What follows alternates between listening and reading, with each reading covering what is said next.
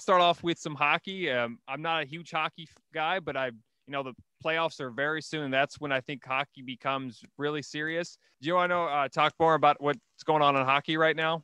Yeah, man, 100%. So JJ was telling us that we're going to be doing a little bit of an introduction here for hockey. So I guess elephant in the room, COVID season has had a huge effect on the way that the league and the way that the games are going. Generally speaking, there are 4 divisions in the NHL split up into an Eastern and Western conference, but COVID has made other plans, rearranging things into no free ads, the Discover Central, the Honda West, the Mass Mutual East, and the Scotia Bank North Division. So some teams that would normally be playing in other rearrangements are playing teams that they wouldn't normally play. Each team is playing each other between 7 and 9, and the Canadian division even 10 times. So it's really made things interesting and created some cool storylines here. What Nolan and I decided we're going to do is I'm going to talk about the 2 Eastern divisions, and he's going to talk about the Western divisions, and we're kind of going to go one for one in our recap of those. So I'm going to start things off with the Discover Central. Now, the Central Division is comprised of, this is kind of one of those weird ones that we were talking about, where there's a lot of Eastern and Western traditional teams that are meshed together, but it's actually one of the strongest divisions in the NHL and producing a lot of really high quality games.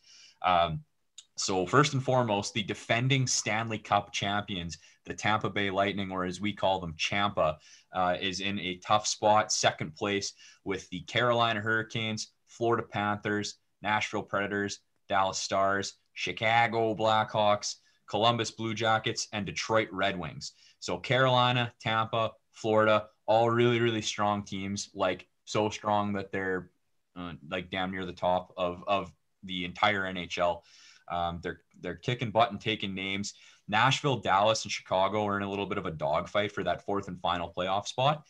So the way that playoffs are going to be working this season, normally it would be the top 8 teams in each conference that would be playing each other in a bracket style.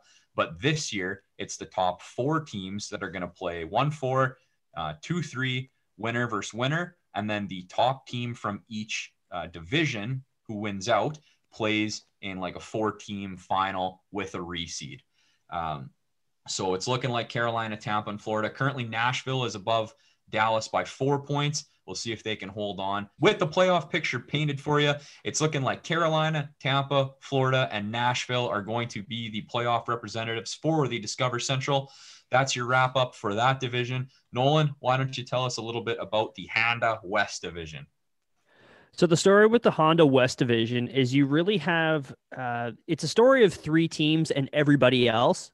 Now there are 4 playoff spots being awarded, but with this division, you've got the Vegas Golden Knights and the Colorado Avalanche, which are probably 2 of the favorites to win the Stanley Cup. We did mention Tampa Bay beforehand, but these are probably the 2 that everybody's looking at as, well, for one, this is the potential playoff matchup that everybody wants to eventually see, which is going to be putting Juggernaut against Juggernaut. The Colorado Avalanche are, if you're, being unfamiliar with hockey, they're like basketball and like football. There has been a big analytics sort of push into hockey, and now everybody's going for puck possession, speed, skill, everything like that. The Colorado Avalanche are pretty much one of those teams that are the benchmark for what you want out of a analytically based team. They have their superstar, Nathan McKinnon. They have an incredible defensive core. And then with Vegas, you've got a heavier style of hockey. These guys have been through the ringer quite a few times, and led by their captain, Mark Stone, who is absolutely incredible, a two-way force. Rounding that out with those 3, you got the Minnesota Wild, who have been the surprise of the team, and that's all thanks to their dynamic superstar rookie, Kirill Kaprizov. Now below them, you've got the St. Louis Blues who have all but wrapped up a playoff spot, thanks to the Arizona Coyotes, who are not particularly good, but the St. Louis Blues did win their cup a couple of years ago. They did lose their captain, Alex Pietrangelo. to the previously said Vegas Golden Knights in the offseason. So they are still a team that needs to bounce back, might need a little bit of a retool at the end of the day because core is looking a little bit older. You're probably going to have to make a couple adjustments in order to get better. And below them, it's a bunch of rebuilding teams. You've got the Los Angeles Kings, the San Jose Sharks, and the Anaheim Ducks. 3 teams that were great about 5 years ago, but now their age is starting to catch up with them, and they're wanting to push a youth movement from now on. A lot of really great talent in this division. I don't know if it's necessarily as competitive as some of the divisions that we'll mention, but nonetheless, it's a really exciting division at the end of the day. Myles, did you want to do the East Division now? I would love to, Nolan. So if you're new to hockey, you've probably got a few names that come to mind right away, like Sidney Crosby or Alexander Ovechkin. In the East Division, that's exactly whose teams are leading the way. The Pittsburgh Penguins, who have been a surprise this season, kind of mid-pack, and then starting to break away, lead the top of the division, followed closely by Ovechkin and the Capitals, who won a cup a couple of seasons ago. I'm sure you saw all the montage footage, photos and videos of them in the fountain and stuff like that at a Nationals game. Followed closely by the Boston Bruins, who played against those same St. Louis Blues in that Stanley Cup final. So they're still there. They're still kicking around. And the New York Islanders, who have locked up the 4th and final playoff spot. So your playoff teams in the Mass Mutual East are set.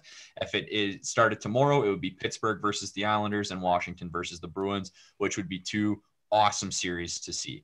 The New York Rangers, unfortunately, are on the outside looking in. Next is the Philadelphia Flyers, the New Jersey Devils, and the very, very bad, I'm sorry, the Sportstown Podcast Nation, but the Buffalo Sabres are hot garbage this season.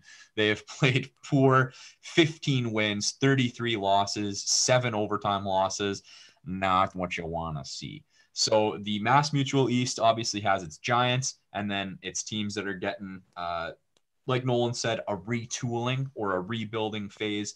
And it's been good hockey to watch. So we're really looking forward to these playoffs in this division and seeing who can come out of here, because a lot of these teams are experienced, they're skilled, and they got size. So it wouldn't be surprising to see one of whoever wins this division being a very good team against the aforementioned other divisional champions. So I'm looking forward to it. We're really lucky in this generation to get to see like a Tom Brady in the NFL and a Sidney Crosby in the NHL, who are both going to go down as greats. So hoping that maybe Pittsburgh can get him another ring and solidify that legacy. Don't forget LeBron. Left him out. I don't know about the listeners in the Sportstown podcast. I know LeBron can be a hot button issue, so I wasn't trying to get the boys in hot water, but I love a LeBron honey dip. Yeah, I love when he's hanging from the rim. You can't debate that LeBron greatness, baby. No, for sure. Just like I don't know. I'm wearing a Clippers hat and he's a freaking Laker. Who is this guy? Get him out of here. Anyways, shall we talk about the best division in hockey? And by best, I mean I'm extremely biased because our favorite team is in it.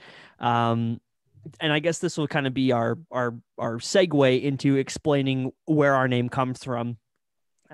Which, if you're not familiar with hockey, then you're definitely not familiar with the Adam Larson for Taylor Hall trade that was made between the Edmonton Oilers and the New Jersey Devils. But anyways, the joke around Edmonton is that their former general manager, Peter Chiarelli, liked to make 1-for-1 deals in which he would typically always lose them. So that's the example of 1-for-1. We've been haunted for so long by the ghost of Peter Chiarelli that even 3 years after he's gone and vanquished from Oilerland, he's still lurking in the shadows somewhere. But shall we get to the North Division? This division is pretty well all locked up. The only reason why a bunch of teams don't have X's beside their names are because of formality issues and because mathematically speaking, it could take a miracle in order to get certain teams into the playoffs. But it's led by the 2 best teams in this division, and it's really not even close. It's the Toronto Maple Leafs and the Edmonton Oilers, obviously with the Toronto Maple Leafs being arguably one of the biggest brands in all of sports, not even just hockey. I mean, when people think of hockey, they usually think of the Toronto Maple Leafs. And then your Edmonton Oilers. In second place, led by the captain, Connor McDavid, which we'll talk about him a little bit later. But they've been having a great season. They've under their new general manager, Ken Holland, who's in his second season now with the team. He's brought them back to some prominence, brought them back into playoffs, and has just made them look really, really, really good. Fall behind them, we have the Winnipeg Jets and the Montreal Canadiens, or the Canadiens. They're kind of battling out for that third spot right now. There's only 2 points separating the teams, but this does have big playoff implications, because at least with a team like Edmonton, they play better against Winnipeg than they do Montreal. So ideally, you want Winnipeg to be in that third spot rather than Montreal. And rounding them out, we have our daily punching bag, the Calgary Flames, at 47 points, and they're tied with the Ottawa Senators, who going into the season were a laughingstock among the league, and over the last month have actually been a over 500 team, and they are actually ahead now of the Vancouver Canucks. Now, the Vancouver Canucks have had a very tumultuous season, if you will. Their superstar, Elias Pettersson, was not able to really take that next step. And then in addition to that, injuries and also a massive COVID outbreak has also pushed them all the way down to last place in the North Division. But overall, like I said, this is a 4-horse race. This is going to be a really, really fun playoff matchup. A lot of people are looking at the Toronto-Montreal matchup. It's something that Toronto-Montreal fans, and really Canada in general, have been waiting on for 35 years or so. But that would wrap up all of the divisions. Thanks for listening to the Sports Town Podcast, or the STP Pod for short. If you want to check out more videos of the Sports Town Podcast, click on the left. If you want to subscribe to the channel, click on the right.